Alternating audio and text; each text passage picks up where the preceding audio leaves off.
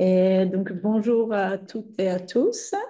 Nous sommes ravis de vous accueillir lors de ce mardi du CMAP sur le thème de la médiation de la consommation, une obligation pour le professionnel et un droit pour le consommateur.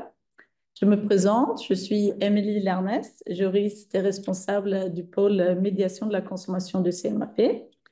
J'ai deux autres intervenants avec moi, dont je remercie pour leur présence, Monsieur Sébastien Mondestil et Monsieur Philippe-Édouard Lamy. Nous allons vous présenter le cadre juridique, le service de médiation de la consommation du CMAP, ainsi que l'expérience pratique. Et je vais d'abord brièvement vous présenter Monsieur Mondestil et Monsieur Lamy. Donc, Sébastien Mondestil, il est associé fondateur du cabinet d'avocats Chloé Mondestil. Il intervient en matière de contentieux et de médiation dans des défenses soulevant des problématiques en droit commercial, contractuel, bancaire, immobilier et pénal. Il est médiateur agréé auprès du CMAP et inscrit sur la liste des médiateurs intervenant dans des médiations de la consommation pour notre centre. Il est également formateur en médiation à l'Institut 131. Et Monsieur Philippe-Édouard Lamy est médiateur d'affaires et ancien avocat au barreau de Paris. Il a précédemment travaillé au sein de directions juridiques de grands groupes internationaux. Il est médiateur agréé auprès du CMAP et également inscrit sur la liste des médiateurs intervenant dans des médiations de la consommation pour notre centre. Et nous pourrons répondre à vos questions à la fin de la présentation. Et pour les personnes en ligne, je vous invite à poser vos questions via le chat afin que je puisse les transmettre aux intervenants ou y répondre moi-même. Et donc, je vais laisser la parole d'abord à Monsieur Mondestil. Oui, bonjour à toutes et à tous. Merci d'être là ce matin avec nous pour cette thématique donc, de la médiation de la consommation. Alors, vous savez tous effectivement que les modes alternatifs de règlement des différends se développent et tout ce qui peut permettre de trouver la solution d'un litige en dehors de l'institution judiciaire se décline dans plusieurs procédés, que ce soit la transaction, l'arbitrage, la conciliation et surtout la médiation. Alors, ici, vous avez la définition de la médiation. Et ce qui est intéressant de garder à l'esprit, c'est que pour la médiation de la consommation, on a une articulation entre des textes qui sont issus du Code de la consommation, mais également des textes de droit commun qui sont issus du Code de procédure civile. C'est pour ça que j'ai repris ici la définition posée par l'article 1530 du Code de procédure civile sur la définition de la médiation au sens générique du terme, qu'elle soit civile, commerciale ou particulière, telle la médiation de la consommation. Alors, sur le périmètre de la médiation, on a bien sûr cette médiation qui se développe dans tous les points de droit, que ce soit en matière sociale, familiale, rurale même, et surtout maintenant également en médiation administrative. Mais ce qui est intéressant de voir, plus particulièrement ici, c'est cette médiation de la consommation qu'on voit tant effectivement dans les litiges individuels qu'il y a des centres où cette obligation et cette liberté qu'on va avoir maintenant, obligation pour le professionnel et liberté pour le consommateur. On a seulement deux hypothèses, hein, tout ce qui concerne effectivement des violences intrafamiliales ou effectivement lorsqu'on a une personne qui est une personne protégée, qui ne peut intervenir seule, sauf assistance du curateur ou de son tuteur. Alors, si on rentre plus particulièrement dans la présentation de la médiation de la consommation, c'est bien sûr une médiation qui oppose, on va y revenir, un consommateur et un professionnel dans le cadre d'un litige qui est national ou transfrontalier. Alors, cette médiation de la consommation a été au départ initiée et instituée par la directive du 21 mai 2013, qui a été transposée par l'ordonnance du 20 août 2015 et un décret d'octobre 2015. Donc, vous avez quand même des textes qui maintenant sont relativement anciens, qui ont plus presque une dizaine d'années pour les textes français, et ce qui commence à donner un corpus et un process qui est assez bien cadré.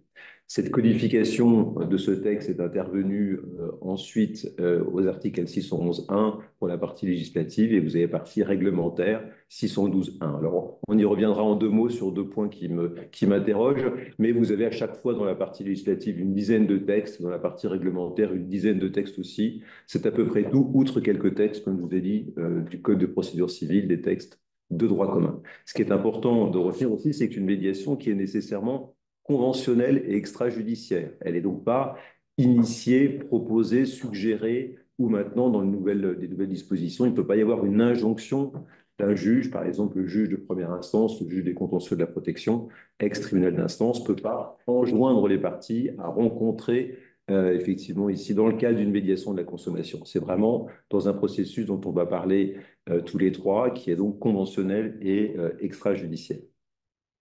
Alors, ce qu'il faut bien garder à l'esprit, bien sûr, c'est que c'est un litige entre un consommateur et un professionnel. Alors, une fois qu'on a dit ça, ça peut paraître simple et ça a fait couler beaucoup d'encre. Et maintenant, normalement, le périmètre est mieux délimité puisqu'on a un article liminaire dans le Code de la consommation qui pose clairement la définition du consommateur et la définition du professionnel. Entre les deux, il y a le non professionnel. Alors, le consommateur, c'est une personne physique. Donc déjà, c'est clair, hein, qui n'agit à des fins qui n'entrent pas dans le cadre de son activité, quelle qu'elle soit, commerciale, industrielle, artisanale, libérale ou agricole, tandis que le professionnel, lui, c'est une personne physique ou morale qui agit justement dans le cadre de son activité. Et au milieu de tout ça, il y a le non professionnel, c'est la personne morale, mais qui n'agit pas à des fins professionnelles. Et le non professionnel n'est pas concerné par la médiation de la consommation qui s'applique véritablement donc aux consommateurs, personnes physiques, et aux professionnels.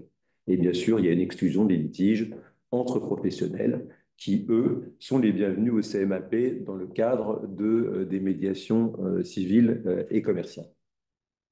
Alors, sur le champ d'application de la médiation de la consommation, on a, comme je vous l'ai dit, un litige qui peut être national ou, c'est pour ça d'ailleurs que c'est issu au départ de la directive de 2013 transfrontalier. Deux types de contrats sont concernés, le contrat de vente ou le contrat de fourniture de services.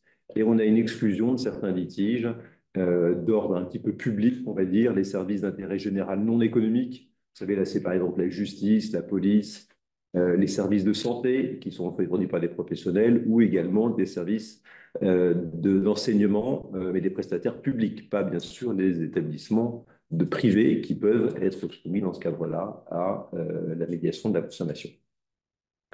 Alors, on va voir une dichotomie puisque c'est à la fois une obligation pour le professionnel, tandis que c'est une liberté, une faculté pour le consommateur.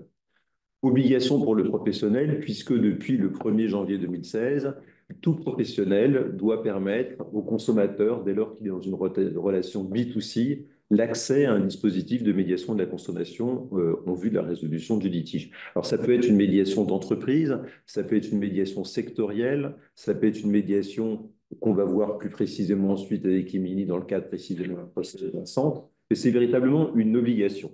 Et cette communication doit se faire via un certain nombre de médias qu'on peut avoir à l'esprit, des sites Internet, bien sûr, des conditions générales de vente, ou le bon de commande, effectivement, qui est au verso à la mention, une mention obligatoire. Par exemple, actuellement, il y a pas mal de contentieux sur des bons de commande anciens qui n'ont pas repris cette obligation de désignation du nom du médiateur et du coup qui encourent la nudité pour ne pas avoir cette mention.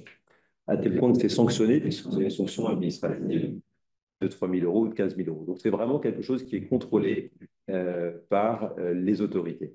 En revanche, pour le consommateur, lui, c'est une faculté. C'est-à-dire qu'en présence d'une clause qui prévoit de pouvoir recourir à la médiation à la consommation, le consommateur peut vouloir saisir directement une instance judiciaire nationale et se passer de cette clause. Et la clause, si jamais elle tend à contraindre, à obliger le consommateur à tenter au préalable la médiation et la consommation, elle est présumée abusive. Donc là, on a les textes qui le prévoient, vous les avez au tableau, et même c'est 612.4, mais qui applique le droit commun de 212.1 sous les clauses abusives. Et ce qui est intéressant de voir ici, précisément, c'est que c'est ce rapport de force entre la partie faible et la partie forte qui régit tout le droit de la consommation, obligation pour le professionnel, faculté pour le consommateur. Mais c'est une présomption simple, hein. Le professionnel peut rapporter la preuve contraire. Mais vous voyez qu'il y a des décisions encore récentes qui rappellent ce principe. Alors, le consommateur, effectivement, peut choisir de s'engager dans ce processus de médiation, c'est ça qui est important. Ce qui est important de voir, c'est que le médiateur de la consommation doit être agréé par la Commission d'évaluation et de contrôle de la médiation, la CECMC. Hein, c'est cette commission qui va tenir les listes, vérifier les aptitudes et qui va ensuite notifier à la Commission européenne la liste des médiateurs de la consommation. Ça peut donc être une association, une société de médiateurs, un centre comme le CMAP ou un médiateur adossé à une fédération. Alors, on va s'arrêter un instant sur les conditions de recevabilité pour entrer en médiation de la consommation. S'il y a un texte assez important, me semble-t-il, c'est l'article L612.2 du Code de la consommation qui énonce toutes ces conditions de recevabilité. Parmi lesquelles, la première des conditions, c'est d'avoir un petit peu épuisé, pour ceux qui font un peu de droit administratif, les recours internes. C'est-à-dire qu'il faut avoir tenté au préalable de résoudre le litige directement auprès, en général, du service consommateur du professionnel. Et c'est seulement en cas d'échec de ce recours interne qu'effectivement, on peut solliciter le bénéfice de la médiation de la consommation. Il y a ensuite ce médiateur de la consommation qui va faire une sorte de filtre. Il va y avoir un petit examen. On va vérifier si la demande n'est pas manifestement infondée ou abusive. On va vérifier, ça c'est le point 2. Le point 5, on va vérifier si le litige entre bien dans le champ de compétences du médiateur qui est saisi. Donc il y a ces éléments-là qui sont effectivement saisis. Et si ce n'est pas le cas, le consommateur va être informé par le médiateur dans les 3 semaines que ça ne rentre pas dans son champ de compétences ou inversement que sa demande est manifestement infondée. Et ce qui est intéressant aussi de voir, c'est que la médiation de la consommation, ça c'est le point 3, ne peut pas avoir lieu si le litige avait été précédemment examiné par un autre médiateur, ou s'il est en cours d'examen, ou si jamais il y a une saisine d'un tribunal en parallèle. Donc il y a un caractère d'exclusivité ici, et il y a un délai pour ce faire, une sorte de délai de forclusion, c'est le point 4. Tout ceci doit se faire dans un délai maximum d'1 an par le consommateur. Alors, si on voit maintenant pour ce qui est de la mise en œuvre de la consommation, de la médiation de la consommation, un point important, elle est toujours gratuite pour le consommateur. Ça, c'est une question qui est souvent posée, toujours gratuite pour le consommateur qui va donc saisir le médiateur, qui va notifier sa saisine aux parties et ça ouvre un délai de mission de 90 jours qui peut parfois être prolongé en cas de complexité. Alors, dans le cadre de cette mise en œuvre, il y a un texte qui a fait couler un petit peu d'encre, puisque pour ceux qui pratiquent la médiation, on va dire commerciale ou civile, hors médiation de la consommation, on sait que le médiateur doit aider les parties à trouver elles-mêmes une solution, mais ne doit pas proposer clairement lui-même, même s'il aide par des questions ouvertes par tout ce qu'on fait ici au CMAP, à défaut d'accord amiable, il ne lui appartient pas de proposer expressément une solution. Et ici, inversement, on a l'article R612.3 du Code de la consommation qui prévoit que, à défaut d'accord, eh bien, le médiateur va proposer une solution de règlement. Il va véritablement la proposer clairement. Et ça, c'est vraiment un point différentiel par rapport à la médiation commerciale droit commun générique et un petit peu, à mon sens, poser parfois quelques difficultés parce que la médiation, qu'elle soit civile, commerciale, globale, droit commun ou médiation de la consommation, est gouvernée par un sacro-saint principe que vous connaissez tous, qui est la confidentialité. Et cette proposition de solution de règlement qui va être faite par le médiateur de la consommation, si elle est faite à l'oral, tout va bien à la limite. Mais parfois, et notamment dans des médiations institutionnelles, je pense à des médiations, par exemple, de la Fédération bancaire française, à des médiations en droit de l'assurance, par exemple, eh bien, on va avoir un avis écrit. On va avoir une solution écrite, une proposition écrite.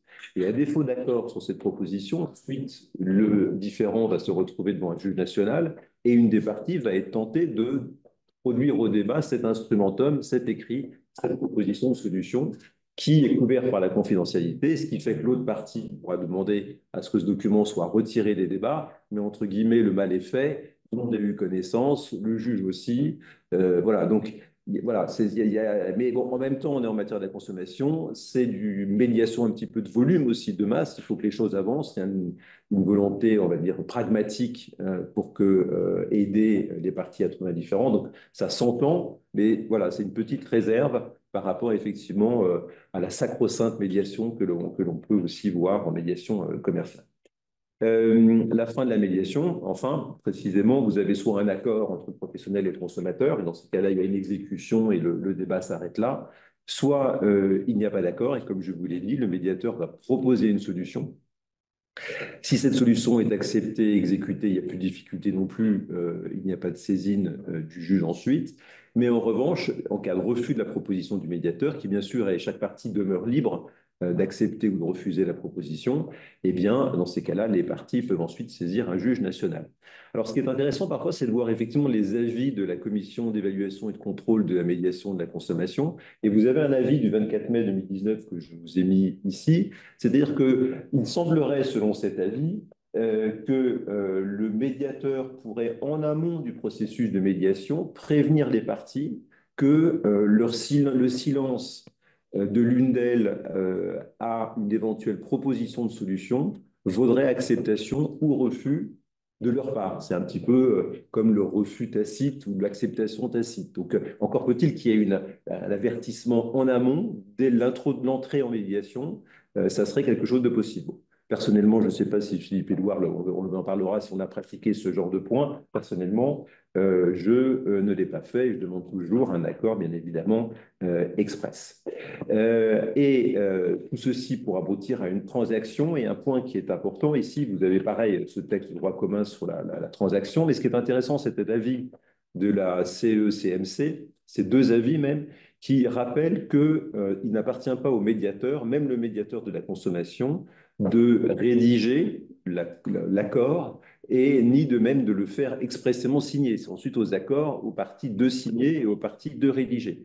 Donc, autrement dit, le médiateur de la consommation va proposer une solution de médiation, mais ensuite, les parties sont libres de rédiger sur la base de cette proposition un accord et bien évidemment de la signer. Enfin, sachez qu'il existe une médiation collective de la consommation, puisque depuis la loi Hamon de 2014 sur l'action de groupe, vous avez un nouveau chapitre qui permet, et simplement la différence, c'est que la partie, entre guillemets, qui mène les débats, c'est l'association de consommateurs. On a un accord qui va être négocié au nom d'un groupe, et ensuite, il y a une publicité de cet accord, ce qui permet à des consommateurs non avertis de l'existence de la médiation en amont, vont pouvoir s'y rattacher, vont pouvoir se raccrocher au wagon grâce à cette publicité et bénéficier de l'accord qui a été négocié au nom et pour le compte d'un certain nombre de consommateurs. Voilà. Par exemple, si on prend un exemple, ça peut être le cas, vous avez vu pour des problématiques parfois de diesel sur certains véhicules, j'ai vu en matière automobile pour des problématiques d'airbag, ça peut être pour des problématiques de rapatriement, effectivement, de retour de produits qui concernent beaucoup de consommateurs, enfin un certain nombre de points, ça peut être également en droit bancaire.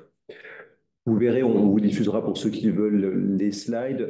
Et un dernier point, après il y a quelques décisions par-ci par-là, de décisions soit administratives, soit civiles, pour quand même encadrer cette médiation de la consommation, avec par exemple ici le fait que le médiateur de la consommation peut être un conciliateur de justice, et c'est la seule exception. Normalement, aucun médiateur ne peut être à la fois médiateur et conciliateur, sauf le médiateur de la consommation. Voilà en quelques traits les grands principes juridiques qui gouvernent la médiation de la consommation, qu'on va illustrer maintenant, plus particulièrement avec la médiation de la consommation dans le cadre du CMAP et les retours d'expérience de Philippe Édouard. Alors, donc, bonjour à nouveau. Donc, moi, je suis Amélie Lernès, juriste et responsable du pôle médiation de la consommation. Je vais vous présenter le service de médiation de la consommation de CMAP. Et tout d'abord, le CMAP a été créé en 1995 par la Chambre de commerce et d'industrie de Paris, en partenariat avec le barreau de Paris, le barreau de Hauts-de-Seine, le greffe du tribunal de commerce de Paris et l'ordre des experts comptables. Et nous avons donc près de 30 ans d'expérience dans le domaine des modes alternatifs de règlement des différends. Et c'est à la demande des entreprises clients que le CMAP a commencé à proposer la médiation de la consommation en 2016, et après que c'est devenu une obligation pour les sociétés de désigner un médiateur de la consommation. Alors, comment ça se passe pour désigner donc, le CMAP en tant que médiateur de la consommation? Donc, déjà, le CMAP, on est donc médiateur de la consommation référencé auprès de la Commission d'évaluation et de contrôle de la médiation de la consommation, donc la CECMC.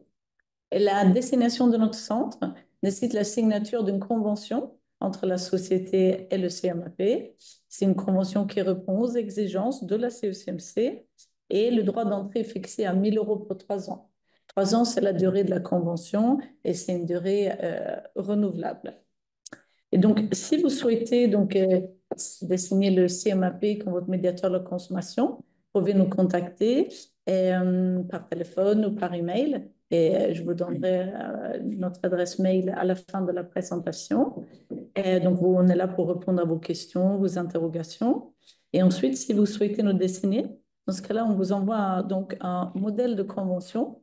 Donc, c'est un modèle de convention, encore une fois, validé par la CECMC. Et dans cette convention, donc, il faut compléter la coordonnée, le secteur d'activité de la société, les activités, personnes de contact, signataires. Et les activités, donc ça, c'est ce qui est renseigné dans la partie sur le champ d'application de la convention. Et donc, c'est important de noter que ça peut être uniquement des activités B2C qui peuvent être incluses, donc pas d'activités B2B. Et, parce qu'il faut que ça rentre dans le champ d'application de la médiation de la consommation pour que ça puisse être inclus dans la convention. Ensuite, donc il y a une signature par voie électronique pour que ça soit plus rapide. Et ça se fait via une plateforme sécurisée qui s'appelle DoSign. Et c'est un processus qui est plutôt rapide. Et comme je disais, donc cette convention, une fois signée, et donc elle est valable une fois signée par les deux parties, le droit d'entrée réglé. Après, elle a une durée donc, de 3 ans renouvelable. Et concernant donc la saisine du médiateur de la consommation, donc, il y a deux possibilités pour saisir le CMAP. Nous avons un formulaire en ligne, donc sur notre site. Il y a un onglet consommateur spécifique. Donc, c'est un formulaire où on remplit ses coordonnées, un bref résumé de litige. Et également, donc c'est très important, comme on a vu tout à l'heure, donc de joindre une copie de la réclamation écrite adressée préalablement à la société. On peut également nous saisir par courrier postal. Et cette possibilité-là doit exister parce que peut-être qu'il y a des personnes qui n'ont pas accès à Internet, donc il faut qu'ils puissent nous saisir via courrier postal. Et c'est uniquement le consommateur donc, qui peut nous saisir, pas le professionnel. Et on fait un suivi rigoureux des demandes et on vérifie donc la recevabilité de la demande comme on a vu à tout à l'heure et donc notamment la réclamation écrite. Soit il faut que, en absence de réponse de la société, il faut que la réclamation écrite soit datée de plus d'un mois. C'est pour laisser le temps à la société de résoudre le litige en interne. Et en cas de réponse insatisfaisante avant ce délai, la saisine peut être recevable avant. Et donc, nous sommes très réactifs, nous répondons toujours aux consommateurs. Et s'il y a très peu de saisines concernant une société, ben, ça veut dire que le service client fonctionne très bien. Alors, donc, une fois que la saisine est recevable, nous notifions la recevabilité au consommateur et nous envoyons une proposition de médiation à la société. Et la société doit donc accepter d'entrer en médiation pour que la médiation puisse être mise en œuvre, parce qu'il faut l'accord de toutes les parties pour entrer en médiation. Et la destination ensuite, donc si la société est d'accord pour entrer en médiation également, là on va procéder à la destination d'un médiateur. Donc les médiateurs donc, sont choisis parmi ceux qui sont déjà destinés dans la convention, c'est en fonction du secteur, ceux qui sont spécialisés dans le secteur en question. Et là encore une fois, c'est des médiateurs qui ont été référencés par la CECMC. C'est donc des médiateurs personnes physiques. Et donc, nous avons une liste de médiateurs approuvés par la CECMC, et donc dont fait partie M. Mondessier et M. Lamy. Les médiateurs sont bien sûr indépendants et impartiaux. Et la médiation est bien sûr soumise au principe de confidentialité. Et un petit point, c'est que même si la société donc, refuse d'entrer en médiation, elle peut prendre contact avec le consommateur directement pour résoudre en direct le litige. Et donc, le consommateur peut obtenir satisfaction également par cette voie-là, même s'il n'y a pas mise en œuvre de la médiation. Et comment se déroule la médiation donc, de la consommation? C'est une médiation qui se passe en principe à distance. Ça peut se passer en présentiel, mais c'est plutôt l'exception. C'est aussi le médiateur l'estime nécessaire pour le litige en question. Sinon, donc, c'est à distance, par voie téléphonique, électronique ou visioconférence, par exemple. Et comme on a vu tout à l'heure, donc s'il n'y a pas d'accord, donc le médiateur fait une proposition de solution. Donc la spécificité de la médiation de la consommation. Et donc concernant les frais, donc comme on a vu aussi, c'est pris en charge entièrement par le professionnel et les frais sont établis en fonction du montant en litige. Et la durée de la médiation, c'est maximum 90 jours, mais qui peut donc être prorogée. Et il peut avoir différentes typologies de litiges que nous rencontrons. Peut-être que ça va être la qualité d'un produit ou d'une prestation de service qui va être contestée. Il y a eu un refus de remboursement ou un remboursement qui a été annoncé mais non reçu. Une demande de change refusée, comme une demande de réparation. Parfois, ça se peut que le consommateur a payé, commandé et payé un produit mais qu'il ne reçoit pas. Et il peut aussi y avoir, par exemple, un litige lié à une résiliation d'abonnement. Donc, ça, c'est juste quelques exemples du type de litige qu'il peut avoir. Alors, donc, quelques chiffres de la médiation de la consommation. Donc, ça, c'est les statistiques de 2023. Donc, nous avons plus de 2800 conventions signées, donc avec les entreprises qui nous ont désigné comme leurs médiateurs de la consommation.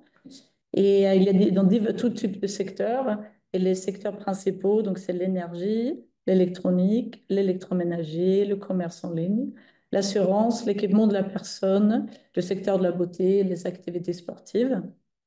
Et en 2023, il y a eu environ 1900 saisines au total. Et donc, dans les dossiers dans lesquels une médiation a été mise en place, effectivement, il y a 75% de taux de réussite, donc 75% de taux d'accord, ce qui est plutôt bien. Et maintenant, donc, suite à ça, on va vous faire un petit retour d'expérience. Et on va commencer, je vais laisser la parole à Monsieur Lamy, voilà, qui va nous présenter son expérience. Merci. Retour à peut-être avant d'en venir au vif du sujet, qui est la présentation de mon expérience de quelques cas pour lesquels j'avais été désigné en qualité de médiateur. Il me semble utile de souligner en premier lieu que le recours à une médiation à la consommation répond aux mêmes exigences que celles qui s'appliquent à toutes les médiations, qui sont les suivantes, les principales. En tant que médiateur, il y a trois à garder à l'esprit. La première, c'est que le médiateur à la consommation se doit d'être neutre, indépendant, impartial. Tout le monde le sait, vous direz, mais il est bon de le rappeler. Ce n'est pas son rôle de juger qui a raison, qui a tort, ni de privilégier un point de vue plutôt qu'un autre. Ça, c'est classique, mais il faut s'en souvenir parce que quelquefois, on se fait embarquer par le consommateur dans des pérégrinations parfois risquées. La deuxième chose, c'est que la médiation à la consommation suppose une démarche volontaire de la part du consommateur. Sébastien l'a dit tout à l'heure, comme du professionnel, du consommateur comme du professionnel, qui, en application de l'article 612.1 du Code de la consommation, à qui il appartient de garantir le recours effectif à un dispositif de médiation. Par décret, il est obligé de le faire. Il n'est pas obligé de le faire, mais quand il est quand même obligé de le faire, et c'est en fonction de son désir de le faire ou pas, d'aller jusqu'au bout, c'est ce qu'a très bien expliqué Sébastien. Alors, il en résulte que le consommateur, comme le professionnel, ont respectivement chacun pour leur part la faculté de se retirer à tout moment du processus. Il ne faut pas perdre de vue que c'est possible, sans avoir à motiver la raison, ou de refuser la solution proposée par le médiateur, ce qui aura pour effet de mettre automatiquement fin à la médiation.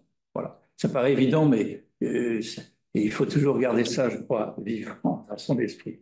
Troisième, comme toute médiation, la médiation à la consommation est confidentielle. D'ailleurs, ça a très bien dit Sébastien, et c'est l'alinéa 2 de l'article 21.3 de la loi du 8 février 1995 qui précise que les constatations du médiateur et les déclarations recueillies au cours de la médiation ne peuvent être divulguées à des tiers, ni invoquées ou produites dans le cadre d'une instance judiciaire ou arbitrale sans l'accord des parties. Cette obligation de la confidentialité s'étend à la proposition de solution que le médiateur transmet aux parties en application de l'article 612.4 du Code de la consommation. Alors, maintenant, venons-en au processus de médiation de la consommation, qui est une démarche volontaire des deux parties. Elle repose sur des mécanismes simples, en fait. Premièrement, permettre un accès facile au médiateur. Évidemment, c'est par téléphone. D'ailleurs, c'est toujours intéressant d'entendre des parties qui parlent de leurs problèmes. Je vous dirai pourquoi tout à l'heure. favoriser, et ensuite favoriser dans un délai relativement court, mais ça peut être assez long en fait, parce que c'est pas toujours évident, ça ne se fait pas comme ça, one shot, parce que vous avez affaire à des consommateurs quelquefois furieux, et ça prend beaucoup de temps de les faire atterrir, vous voyez, c'est ça, c'est aussi le rôle du médiateur. N'oubliez jamais que les apartés sont confidentiels, dites toujours, enfin, je vous fais cette recommandation, je la fais toujours, tout ce que vous m'avez dit, est-ce que vous acceptez, est-ce que vous me donnez votre accord, vous allez en parler au professionnel. Et la même chose avec le professionnel qui peut réfléchir avec vous tout haut à un moyen de régler le litige, il faut toujours lui dire, écoutez, est-ce que tout ce que vous m'avez dit est bien intéressant, c'est constructif, est-ce que vous m'autorisez à en parler au consommateur? Vous voyez, il faut toujours montrer, et ça montre que vous êtes vraiment neutre, indépendant et impartial. Vous voyez, donc c'est très important dans son souvenir.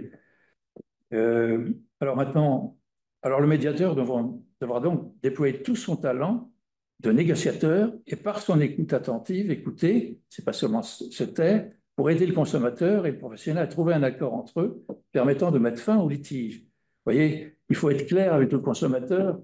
Ils sont souvent, il y a une telle attente de leur part qu'il faut bien leur dire que vous n'êtes ni un juge, ni un arbitre, ni a fortiori un avocat, leur avocat. Voilà. Mais on joue un peu un rôle d'avocat, en fait, c'est vrai. Euh, et il faut, oui. Donc, c'est important de s'en rappeler parce que chez la plupart des consommateurs auxquels j'ai eu affaire, l'attente est d'autant plus grande qu'ils ont pour la plupart été déçus, découragés par les marques d'indifférence, voire même d'arrogance de la part de certains services après-vente, les SAV, ne sont pas toujours très bien formés, mal formés, surchargés, quelquefois peu habitués, peu enclins ni exercés à régler les problèmes survenus à un lave-linge pour un lave-linge défaillant, pour une borne de recharge électrique comportant des dysfonctionnements répétés, une réparation automobile insuffisante. Voilà, c'est vrai qu'ils ont souvent affaire et ils butent pendant des mois face à un... Donc, quand le médiateur de la consommation les écoute avec bienveillance, c'est le rôle d'un médiateur, ils attendent énormément, évidemment. Mais souvent, on arrive, et déjà, le fait d'arriver à un accord, c'est très bien. C'est la raison d'ailleurs pour laquelle le CMAP, l'équipe de CAP Consommation de Émilie, prend soin, une fois vérifié la recevabilité du recours du consommateur, de transmettre au médiateur de la consommation qui a été nommé, désigné et a retourné sa déclaration d'indépendance et d'acceptation de la mission, une fiche de médiation explicitant le litige dont il s'agit, en précisant les noms, les coordonnées téléphoniques, les adresses e-mail du consommateur concerné et de la personne à contacter au siège du professionnel à un niveau proche de la direction générale. Ça, c'est un point que j'ai toujours trouvé très important pour un consommateur de savoir qu'il parle à quelqu'un qui, lui, a un accès au-dessus du service après-vente et qui est capable d'infléchir le cours des choses. Vous voyez, c'est ça qui est très important, de lui faire sentir que vous avez accès à quelqu'un qui n'est pas celui qu'il a connu. Vous voyez. Donc voilà, venons-en aux difficultés rencontrées dans 7 cas. Alors, je ne sais pas si j'aurai le temps de tous les dire, mais je peux le dire peut-être brièvement, je demande à Émilie. Bon, 7 cas pour lesquels j'avais été désigné. Alors, il faut reconnaître que quand on entend parler de consommateur et qu'on entend ensuite les événements cités par le professionnel, souvent ça ne correspond pas. Parce que le SAV, le service après-vente, qu'est-ce qu'il fait? Il a un peu peur, il a affaire à la direction presque en direct, vous voyez, un terme. Il sait très bien donc, il ne veut pas que les flashlights se mettent sur lui. Et donc, j'ai été directeur juridique dans ma vie et je m'aperçois que un des exercices les plus importants et les plus difficiles, c'est quand il y a un contentieux de savoir la vérité au sein même de votre entreprise. Parce que les niveaux un peu subordonnés n'ont pas très envie de mettre la lumière sur leurs erreurs, sur leurs difficultés. Ben ça, on le rencontre aussi dans la médiation de la consommation. Donc voilà. Alors, là, j'ai vécu longtemps aux États-Unis, donc je ne peux pas m'empêcher de vous citer Henry Ford, le fondateur du groupe Ford. Nous allons de l'avant sans connaître les faits et nous apprenons les faits en allant de l'avant. C'est ça le rôle du... Je n'ai pas essayé de comprendre vraiment ce qui s'est passé. Et en fait, je vous rappelle simplement que Henry Ford, il est mort en 1947, il est né à Dearborn, dans le Michigan. Alors, vous voulez que je vous le dise en anglais? Peut-être pas, parce que c'est le droit, il me dit. Ben, ça peut servir à certains. Vous voulez? Oui. We move forward without knowing the facts, and we learn the facts through moving forward. Non? OK. Donc, il s'agissait d'un cas où il y avait un forfait réparation d'un lave-linge pour un montant de 198 euros. Et des personnes qui avaient un lave-linge qui avait déjà 7 ans d'âge avaient signé avec un grand fournisseur de, d'appareils de genre et un espèce de forfait, 198 euros. Et comme ça n'a pas marché, qu'il était extrêmement déçu parce que bah, on ne lui répondait pas, il disait j'ai payé 190, ça ne sert à rien, ben, moi, je demande le remboursement des 198 euros. Mais à force de, de parler aux professionnels, on s'est aperçu qu'il y avait quand même une maldonne, un malentendu, et qu'ils n'avaient pas vraiment fait correctement leur travail, le SAV, il a un peu laissé tomber, et donc il a eu non seulement le remboursement, le consommateur, 198 euros, mais il a eu en plus le changement de la cuve qui présentait des problèmes. Vous voyez, donc ça, en fait, ça a coûté plus que 190, puisqu'il a fallu rajouter les près de 450 euros la cuve.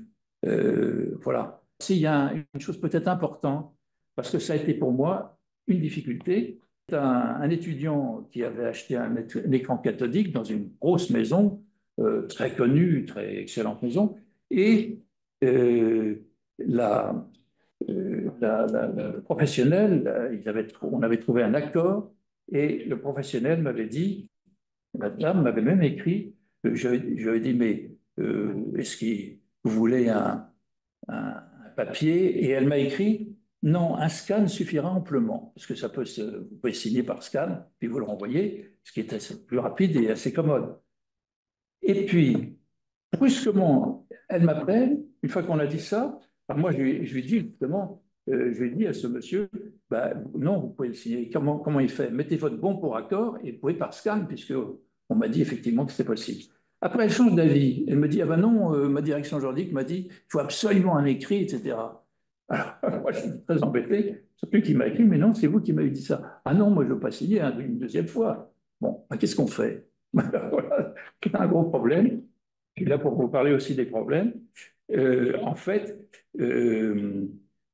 j'ai écrit, enfin, j'ai dit que l'article 1366 du Code civil dit bien que l'écrit électronique a la même force probante que l'écrit sur support papier, sous réserve que puisse être dûment identifiée la personne dont il émane, qu'il soit établi et conservé dans des conditions de nature à en garantir l'intégrité. Donc moi, avec l'autorisation de cet acheteur, parce qu'il voulait une preuve, donc c'est vrai, je lui ai dit, bah, écrivez-moi, et voilà, et ça a passé. Mais vous voyez, on a quelquefois des choses difficiles à régler. Alors j'en ai plein d'autres à vous dire, parce que j'ai une longue carrière de médiateur de la consommation, mais voilà, je voulais vous dire que ce n'est pas si facile. Alors, je termine, excusez-moi, got too much time, par son écoute, sa bienveillance, sa patience, ses talents de négociateur, le médiateur de la consommation rendra un grand service à tous ses consommateurs, souvent de conditions modestes, on a l'impression vraiment de faire œuvre utile, en permettant aux deux parties de mettre fin aux litiges qui les opposent.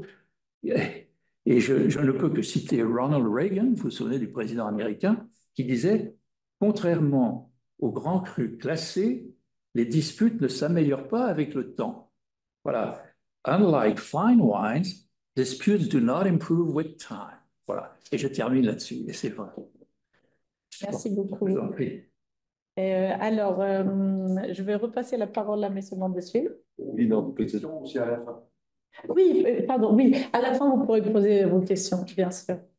Non, mais je voulais juste compléter le propos très intéressant d'Émilie et de Philippe Édouard justement sur un exemple, puisque sur cette idée selon laquelle le médiateur de la consommation joue un peu un rôle d'avocat, c'est vrai que par rapport à une médiation, on va dire, de droit commun, souvent, notamment ici, les médiations commerciales, chaque partie est assistée d'un conseil. Là, on a le consommateur en direct qui peut néanmoins se faire assister d'un avocat, mais dans ces cas-là, sachez-le, qu'il doit payer l'avocat. La médiation est gratuite pour ce qui le concerne. S'il décide néanmoins, le code le prévoit expressément, il peut, mais c'est facultatif et c'est à son coût. Et puis, le professionnel en direct.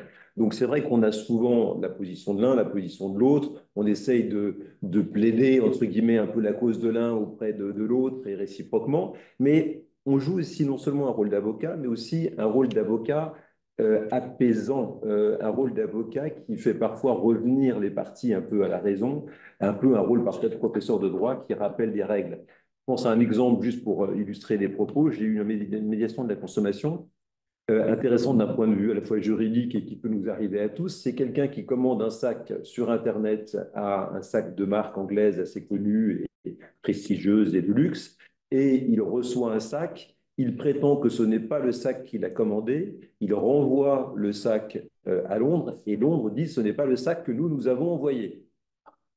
En gros, les Anglais nous disent il y a une contrefaçon qui a été faite et c'est une arnaque parce que le consommateur a acheté ailleurs un sac, il a pris le bon, il a substitué, il a retourné le mauvais. Et le consommateur dit mais qu'est-ce que c'est que cette histoire? J'ai ouvert moi le colis et ce n'était absolument pas le sac que j'ai commandé. Si une contrefaçon il y a eu, c'est dans la chaîne de production ou c'est ailleurs.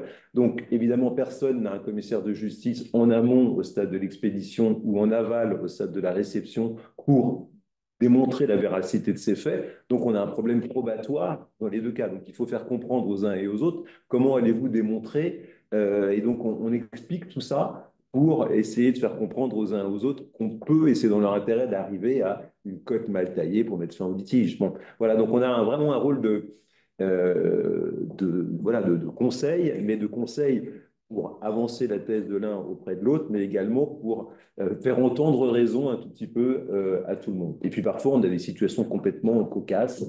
Par exemple, une ceinture de luxe en cuir qui avait une égratignure. Le consommateur voulait donc effectivement qu'elle soit réparée, mais la marque de luxe en question ne répare pas, ce n'est pas de son standing, elle change. Mais le problème, c'est que la ceinture avait été offerte par la mère du monsieur qui était décédé. Donc il était hors de question d'avoir la même en neuf, mais il fallait celle-ci en réparée. Bon, vous voyez, donc c'est pour vous dire que parfois on est dans des situations assez originales et qu'il nous faut démêler tout ça. Voilà. Comment ça se termine sur la... Comment ça se termine? En l'occurrence, la marque de luxe n'a pas procédé elle-même à la réparation, a donné un avoir, un bon pour aller chez un cordonnier. Donc, elle a payé la réparation, mais ce n'est pas, elle ne répare pas. Donc, ça s'est terminé comme ça. Ce sujet, vous m'excusez, je me souviens d'un cas, mais je ne vais pas vous le dire longtemps, mais il faut bien écouter le consommateur. Parce que un jour, j'ai été saisi par le CMP d'une affaire qui concernait euh, un monsieur à la retraite qui investissait dans des appartements proposés par un promoteur dans une optique d'optimisation fiscale. Or, il était un ancien de la construction, donc c'était un dur, hein, je ne sais pas où il était, chez Bouygues ou ailleurs. Et donc, ce monsieur il avait demandé, il avait dit, c'est inadmissible, vous avez 9 mois de retard, moi je connais le business, c'est inadmissible, vous travaillez mal, etc. Et j'exige que vous me donniez des dommages d'intérêt très importants parce que j'ai perdu 7 mois de loyer à cause de vos retards. Bon, ça représentait un montant. Et en fait, on a eu pas mal de difficultés. J'avais affaire à une avocate de ce promoteur immobilier et qui était arc-boutée. Mais j'ai dit, combien, enfin, vous êtes, ah oui, non, le promoteur a commencé à dire par le biais de son avocate, mais moi, j'ai plusieurs plaintes, je n'ai pas donné, je ne peux pas, je donne 500 euros à chacun. Bon, alors je suis revenu, j'ai appelé ce monsieur, et qu'est-ce que c'est que cette histoire? Il me doit de l'argent, mais oui, mais vous n'êtes pas le seul. Est-ce que je peux savoir combien d'appartements vous avez? Ah ben moi, j'en ai 4, mais ah bon, vous en avez 4? Et il m'a dit, mais oui, et en plus, j'ai dit, mais est-ce que j'ai favorisé la vente d'un appartement à mon fils? Il y a un ami de mon fils. Donc, je dis, ça en fait 6. Ben, il me dit, oui, ça en fait 6.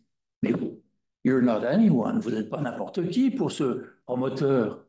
J'ai joué sur cette corde, intelligent, enfin, c'est ce que j'ai dit. Il dit, c'est important de vous l'avoir dit, mais c'est très important. Vous n'êtes pas n'importe quel client, vous êtes un 6 appartements. Et ça a joué. Au lieu de 500, il a reçu 2100. Ah, voilà. Donc il faut. Excusez-moi. Du coup, il n'y a ni plancher ni plafond en médiation de la consommation. C'est assez intéressant parce que du coup, les litiges peuvent être d'un point de vue économique faible, d'un point de vue symbolique fort ou d'un point de vue économique assez élevé. C'est ça. Donc, j'ai pas. C'est vrai qu'on a souvent affaire, c'est des cas, enfin, Sébastien doit le vivre tous les jours. On a affaire à des gens, ou quelquefois des gens qui disent rien au téléphone. Alors, ça, c'est pire que tout. Je ne sais pas où aller. Bon, enfin, mais globalement, on est bien accueilli à la fois par le professionnel et à la fois par le médiateur. Le médiateur, on est un peu le messie, effectivement, parce qu'il s'est heurté à une fin de non-recevoir, puisqu'il a tenté le recours interne d'abord, qui a échoué. Et le professionnel, il dit, enfin, vous allez me permettre de faire comprendre raison au consommateur qui ne comprend pas. Donc, on se retrouve entre ces deux positions, et en général, les deux sont contents de nous entendre et de faire avancer et de participer à la solution qui aboutit, comme l'a dit Émilie, dans ces slides, a des taux de réussite de ce qu'on peut obtenir ici très élevés. Oui. Et puis parfois, ça c'est les réussites connues, parce que parfois on permet à nouveau le dialogue et ça n'aboutit pas au litige judiciaire, même s'il n'y a pas eu d'accord formalisé. Ce qui pour moi aboutit quand même à une réussite, puisque ça veut dire que les uns et les autres se sont satisfaits de la situation, ou du moins ont estimé que ça ne suffisait pas, enfin ça ne valait pas la peine d'aller devant un juge, ce qui est aussi une forme quand même de... Oui, c'est ça. Oui, je peux C'est une forme de succès. Oui, je peux compléter là-dessus, effectivement, parce que d'une part, donc, pendant la médiation, il peut aussi y avoir l'accord, il peut simplement se formaliser par les échanges d'emails, et après, le médiateur, il constate l'accord par écrit, et ça va être exécuté spontanément. Et il peut aussi, effectivement, avoir le cas où, même si, comme je disais, même si la médiation ne se met pas en œuvre, et ben, les parties vont se rapprocher. Le fait que le processus a un petit peu démarré, ça permet de renouer le lien et que le litige peut être résolu de cette façon-là. Dans plus de la moitié de mes médiations de la consommation, je n'ai pas eu de protocole signé en bonne et due forme. J'ai eu un accord oral, puis un échange de mails et une exécution. Exactement, oui, c'est ça. Moi, je préfère le vieux système où on a un settlement agreement. Mais est-ce que vous me permettez, je ne sais pas, il faut le temps pour les questions. Oui, après, on va passer. J'ai encore un exemple qui dit bien à quoi on peut avoir affaire. Si je peux me permettre, simplement, c'est un monsieur qui avait une Mercedes et qui m'a appelé parce que, bon, il était furieux contre un fournisseur de pétrole et d'essence, de gasoil très connu, vous connaissez tous, je pense, donc il n'y en a pas beaucoup en France.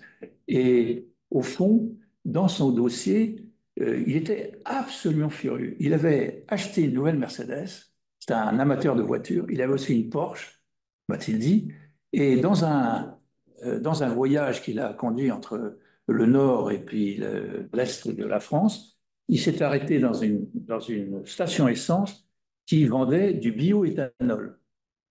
Et prudent, il avait été voir son garagiste localement en disant, ben, il paraît qu'on peut changer un peu électroniquement l'accueil il paraît que le Ford Kuga, il fait ça tout le temps, mais la Mercedes, c'est pas fait pour ça. Si on mettait du bioéthanol, il faut qu'il soit un peu préparé.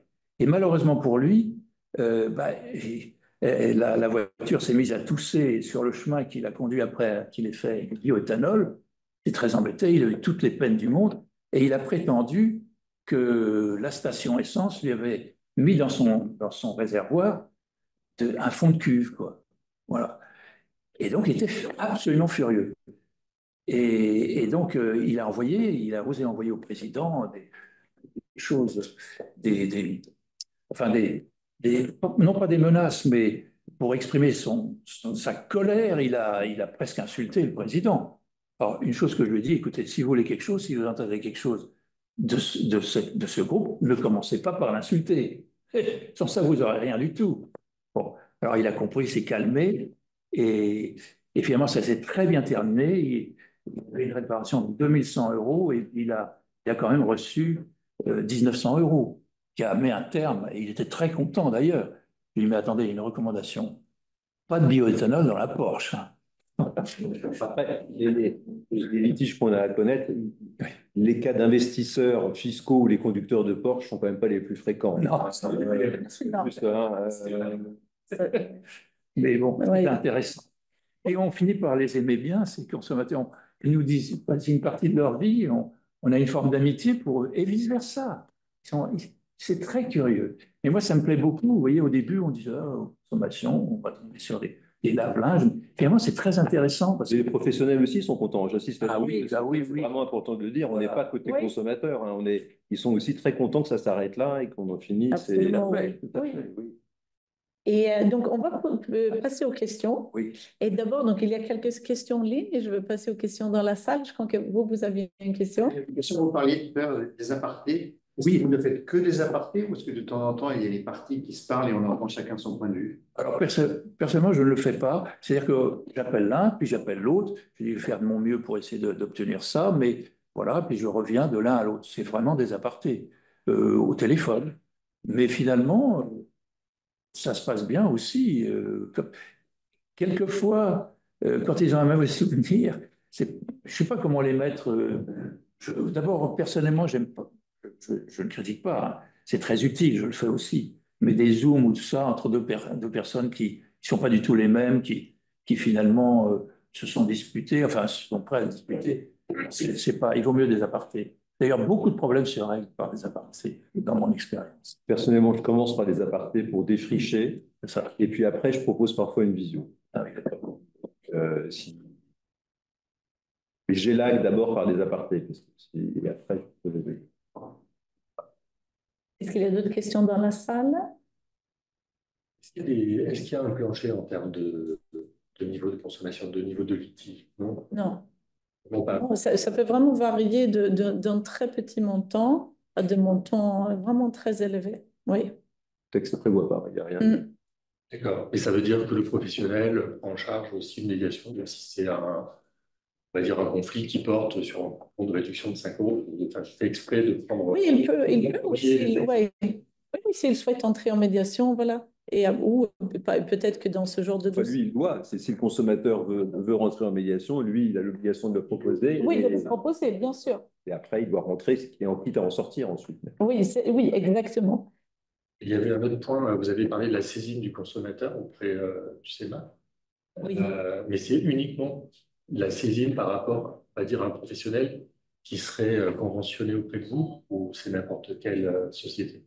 Alors oui, pour que le consommateur puisse nous saisir, effectivement, il faut que la société soit, que la société ait désigné le CMAP comme son médiateur de la consommation. Effectivement. C'est quelque part une information C'est ce qu'on vous disait sur le site internet, Ouais. sur le bon de commande, sur les conditions générales. Ouais. Il y a le CMAP qui est désigné comme le médiateur. Et en fait, notre formulaire de saisine, il y a le déroulé des sociétés qui ont signé une convention avec nous. Oui. Mais oui, mais nous, effectivement, oui, le cas dont on disait là, même si c'est un tout petit litige, effectivement, donc nous, quand on dit, voilà, c'est l'obligation pour la société a l'obligation de proposer donc, le dispositif. Et après, donc, nous, on fait la proposition de médiation. Mais après, si c'est par exemple un tout petit montant, peut-être que le consommateur, il ne va pas souhaiter voilà, entrer en médiation à ce moment-là. Peut-être qu'il va prendre contact avec le consommateur directement hein, pour faire droit à sa demande, par exemple. Ce genre de cas se présente, effectivement. Alors, est-ce qu'il y a d'autres questions dans la salle? Sinon, alors, il y a des questions. Donc, alors, il y a la question. À propos de l'article 612.2 alinéa 3, qu'en est-il si le défunt a été préalablement soumis à un conciliateur de justice sans succès de la conciliation? Donc là, ça fait référence à l'article avec les conditions de recevabilité et ça concerne justement le cas, je vais sortir Je crois l'article. que le litige a été précédemment examiné Voilà. en cours d'examen par un autre médiateur ou par un tribunal. Et donc la CECMC a précisé que le fait que ça a été examiné par un conciliateur de justice au préalable, ça ne rentre pas dans ce cadre-là. Donc ça fait pas obstacle à la saisine de médiateur de la consommation. Ensuite, on a une autre question. Par rapport à la médiation de l'assurance, vous intervenez dans le cadre d'une résiliation abusive, sinistralité jugée trop élevée. Alors, à partir du moment où nous, donc, parce qu'il y a le médiateur de l'assurance, mais il faut que la société donc a priori adhéré à ces services. Après, nous, on a aussi des sociétés donc signataires chez nous qui euh, qui sont dans le secteur de l'assurance.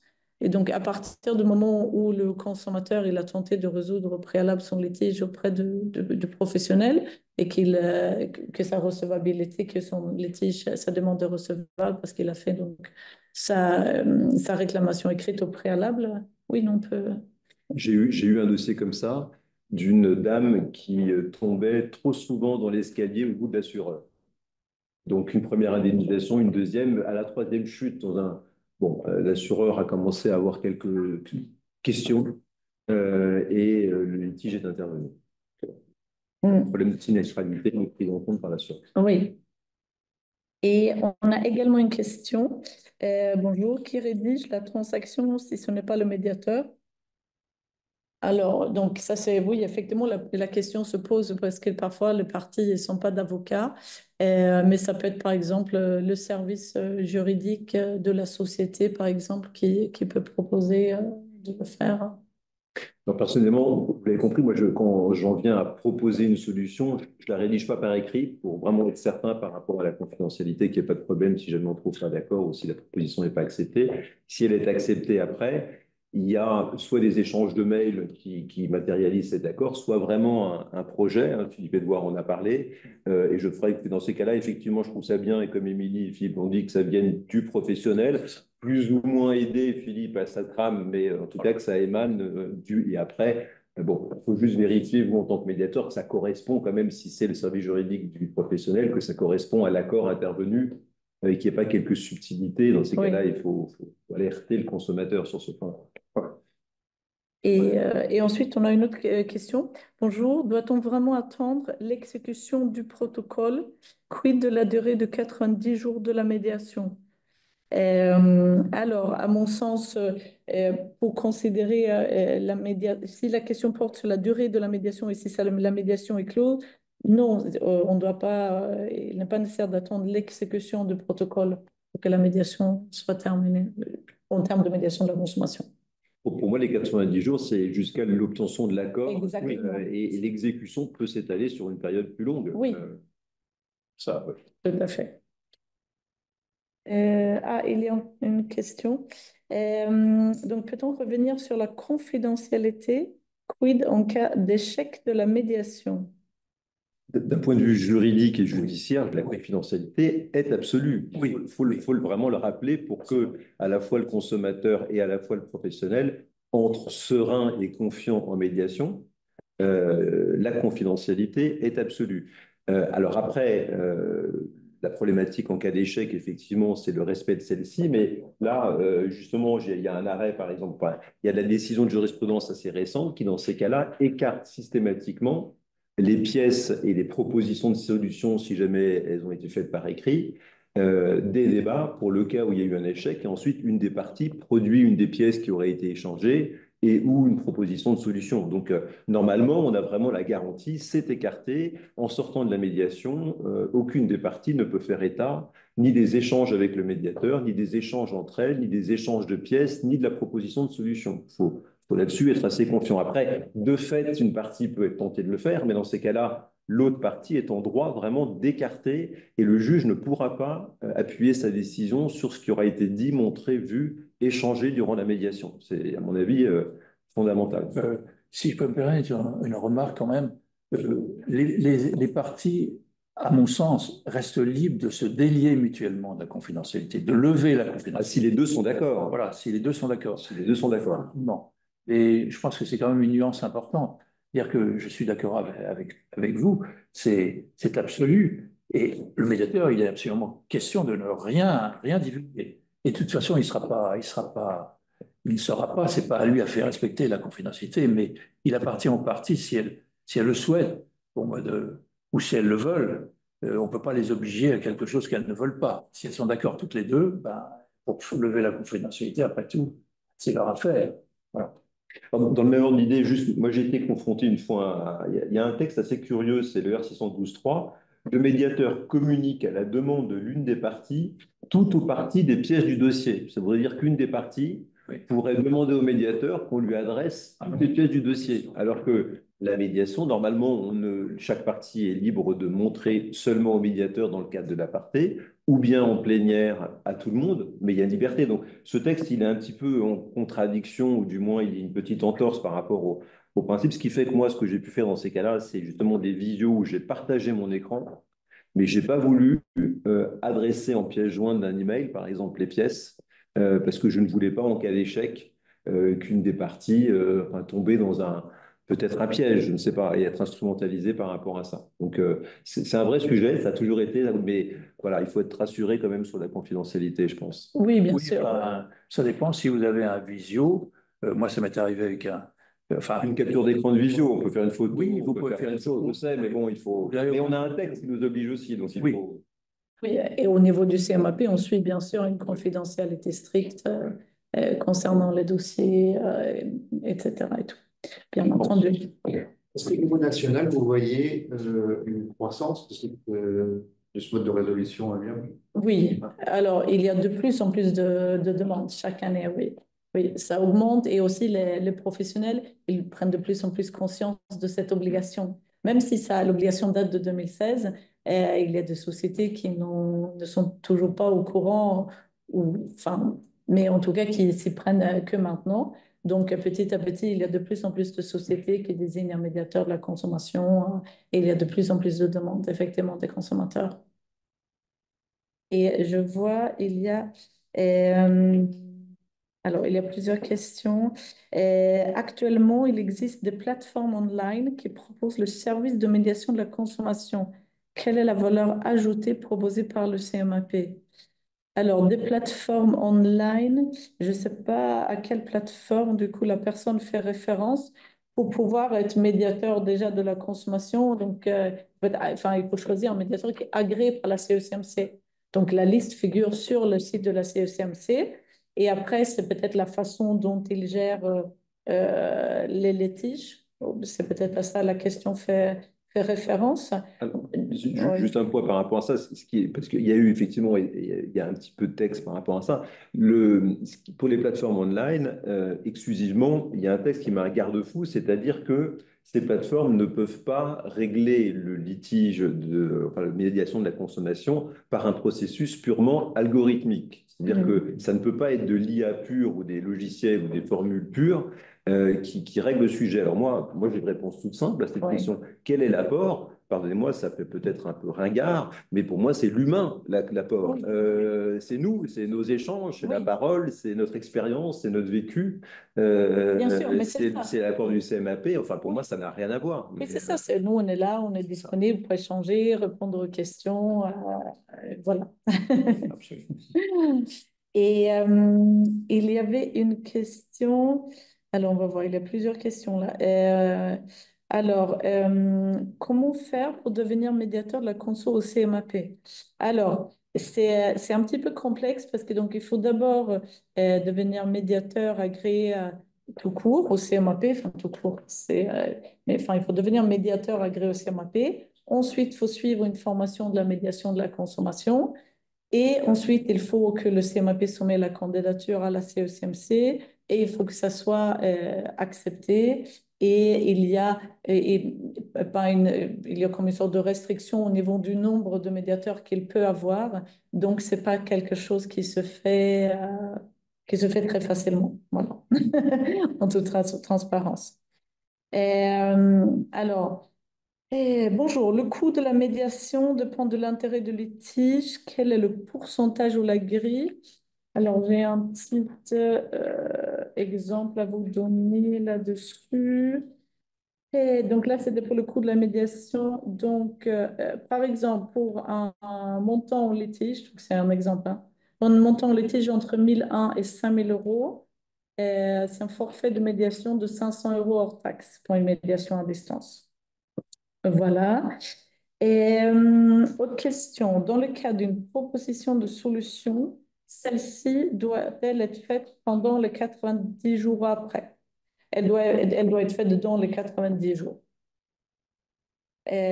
Ensuite, on a une question. Alors, Est-ce que le fait qu'un médiateur de la consommation ait considéré que la demande n'était pas recevable, faute de tentative préalable du consommateur pour résoudre son litige directement auprès du professionnel par une réclamation écrite selon les modalités prévues, LC 112-2, autorise le consommateur à revenir vers ce médiateur une fois ces modalités remplies, ou est-ce un cas d'irrecevabilité, litige déjà examiné? Non, effectivement. Donc, en fait, si le consommateur n'a pas encore rempli cette condition de recevabilité, nous, on informe le consommateur effectivement qu'il faut d'abord la réclamation écrite. Donc, bien entendu, le consommateur peut ensuite revenir vers nous. C'est régularisable. Exactement. Et là, il y a encore une question concernant donc comment faire pour devenir médiateur au CMAP.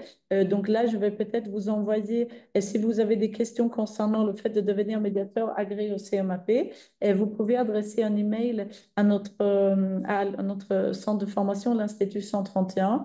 C'est l'adresse, bon, vous pouvez envoyer un email à l'adresse cmap@cmap.fr et on vous redirigera vers l'adresse de l'Institut 131 pour ce genre de questions. Alors, je vais voir si j'en ai d'autres. Non, je pense que... Oui, nous avons une question dans la salle. Ah oui, pardon. Bien, vous avez cité un taux de succès assez important et conséquent, les 25%. Concernant les 25% restants, est-ce que vous avez pu identifier des freins à l'efficacité de la médiation de la consommation, tant du côté des professionnels que du côté des consommateurs? Et quelles pistes éventuelles pouvez-vous envisager pour améliorer cette efficacité? Alors, bonne question. Peut-être ça dépend effectivement, tout dépend de chaque dossier, j'imagine, et peut-être les parties, dans quel état d'esprit ils sont. Après, il y a des freins, à mon avis, qui sont parfois des freins de principe. Par exemple, je pense à ces sociétés de marque de luxe qui ont des principes d'échange et autres et qui ne dérogent pas à ces principes. Donc, parce que c'est vraiment leur charte, leur image qui est construite comme cela. Donc là, c'est compliqué. Après, il n'en demeure pas moins, parfois, il y a un frein économique. Je vous donne un exemple. J'avais un dossier où c'était un consommateur qui avait commandé un grand copieur, mais des copieurs assez lourds qui permettaient d'imprimer des photos, donc un copieur assez spécial, qui, selon lui, avait un défaut. Donc la société était prête à étudier ce défaut et y remédier, mais encore fallait-il que le consommateur restitue le copieur pour l'examen. Et il voulait que le coût de la restitution soit pris en charge par le professionnel qui, lui, avait sa charte. On reprend tout, on vérifie, on répare, mais encore faut-il nous amener le copieur. On ne va pas payer le coût de renvoi ou autre. Et là, parfois, il y a des points de blocage qui ressortent plus du principe et ou du point de vue économique. Ça, c'est un point, ce que j'ai pu rencontrer. Et je profite pour ajouter donc l'adresse email de notre centre de formation, c'est institut131@cmap.fr. Là, ceux qui ont des questions concernant la formation pour devenir médiateur. Et je pense qu'on a répondu à toutes les questions. Je vérifie. Oui. Oui. Tout à l'heure, vous parliez au niveau de la demande de transmission de documents. Si c'est demandé par une partie, de par la loi, ça doit donner. Est-ce que vous en informez dans ce cas-là l'autre partie ou pas? Je ne sais pas si ce cas s'est présenté fréquemment. Je pense que ce n'est pas nécessairement le cas, mais... C'est une bonne question. Effectivement, moi, je pense que ce qui est important dans toute médiation, que ce soit de la consommation ou autre, c'est la transparence pour avoir la confiance des deux parties. Et donc, effectivement, lorsqu'on a une demande comme cela et qu'on y satisfait, je pense qu'il faut informer l'autre partie qu'on a eu cette demande, que les textes nous prévoient de le faire. Et donc, parce que moi, j'irais même jusqu'à quand même vérifier qu'il n'y ait pas de contre-indication absolue de l'autre côté et de voir comment est-ce que je pourrais un tout petit peu, parce que personnellement, ce texte me gêne un peu. Mais voilà, en tout cas, à tout le moins, la transparence, je pense. Oui.